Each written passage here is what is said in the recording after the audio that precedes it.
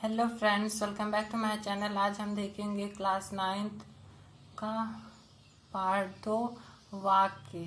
अर्थ की दृष्टि से वाक्य। वाक्य दूसरे शब्दों में हम कह सकते हैं कि जिसमें पूर्ण अर्थ देने की शक्ति होती है उसे वाक्य कहते हैं। उदाहरण जैसे कि वह बाजार जाता है। वाक्य के तत्व। वाक्य के गुण या तत्व कौन कौन से हैं? वाक्य के मुख्य 6 तत्व होते हैं। वाक्य के मुख्य 6 तत्व या गुण होते हैं। पहला योग्यता, दूसरा आकांक्षा, तीसरा आसक्ति, चौथा पदक्रम, पांचवा अन्वय, छठा सार्थकता। पहला योग्यता। योग्यता का अर्थ है संगत। योग्यता का अर्थ संगत है। वाक्य में अर्थ की संगत के बिना वाक्य का अर्थ अर्थात समझ में नहीं आता। वाक्य में अर्थ की संगत के बिना वाक्य का अर्थ समझ में नहीं आता। जैसे वह लकड़ी से लिखता है, इस वाक्य में संगति नहीं है। लकड़ी से अब लिखाई कार्य नहीं होता। लकड़ी से अब लिखने का कार्य नहीं होता है। अतः यह वाक्य ग्रहण करने योग्य नहीं है। अतः ये इस वाक्य को ग्रहण नहीं कर सकते हैं। अर्थात इसकी जगह पर हम लिख सकते हैं कि कलम से अब वह लड़की कलम से लिखती है या लिखता है।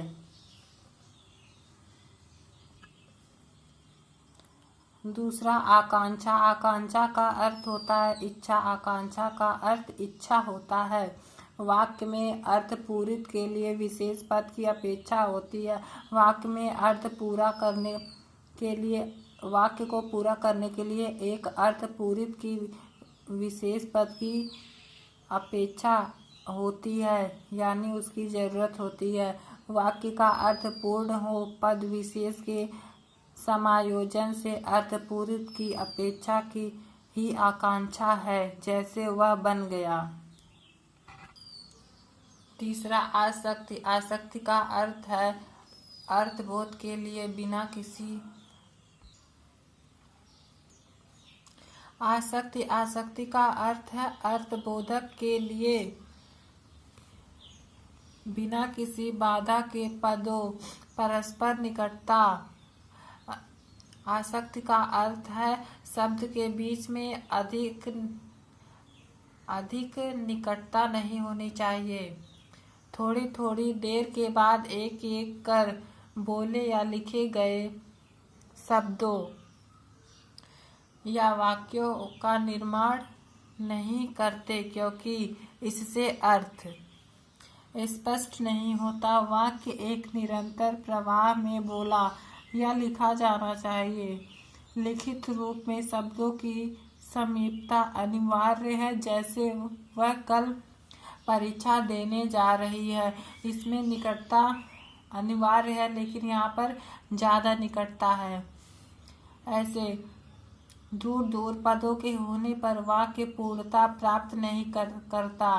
पूर्ण अर्थ की अभिव्यक्ति के लिए उपरोक्त वाक्य ऊपर दिए गए वाक्य को इस प्रकार लिखा होना चाहिए। जैसे यहाँ वह कल परीक्षा देने जा रही है। चौथा पदक्रम। प्रत्येक भाषा में वाक्य के शब्दों में क्रम अपेक्षित होता है। पदक्रम। प्रत्येक भाषा में वाक्य के शब्दों में क्रम अपेक्षित होता है। क्रम एक सही मायने में होना चाहिए, जिसमें कर्ता, कर्म, कारक, क्रिया, विशेषण आदि एक समान क्रम में होती है। इसमें कर्ता, कर्म, कारक, क्रिया, विशेषण सभी एक समान क्रम में होते हैं, उसे पदक्रम कहते हैं। जैसे चुके हैं खाना हम। यह एक शब्द समूह है, किंतु उचित पदक्रम का प्रयोग नहीं है, अतः सार्थक नहीं है। उसे इस प्रकार लिखा जाना चाहिए, हम खाना खा चुके हैं। पांचवा अन्वय। अन्वय का अर्थ होता है मेल। वाक्य में लिंग, वचन, पुरुष, काल, कारक आदि का क्रिया के साथ रूप का मेल होना चाहिए, नहीं तो वाक्य सार्थक नहीं होगा। वाक्य में लिंग, वचन, पुरुष, काल आदि का क्रिया के साथ उचित रूप होना चाहिए, नहीं तो वह सार्थक नहीं होगा।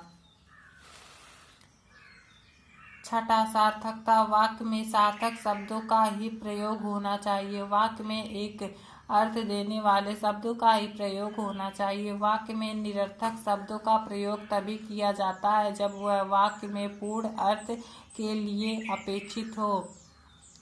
तभी किया जाता है निरर्थक शब्दों का प्रयोग तभी किया जाता है जब वाक्य में पूर्ण अर्थ देने के लिए अपेक्षित हो। जब वाक्य में पूरा अर्थ निकलता है तब निरर्थक शब्दों का प्रयोग हो सकता है। Thank you.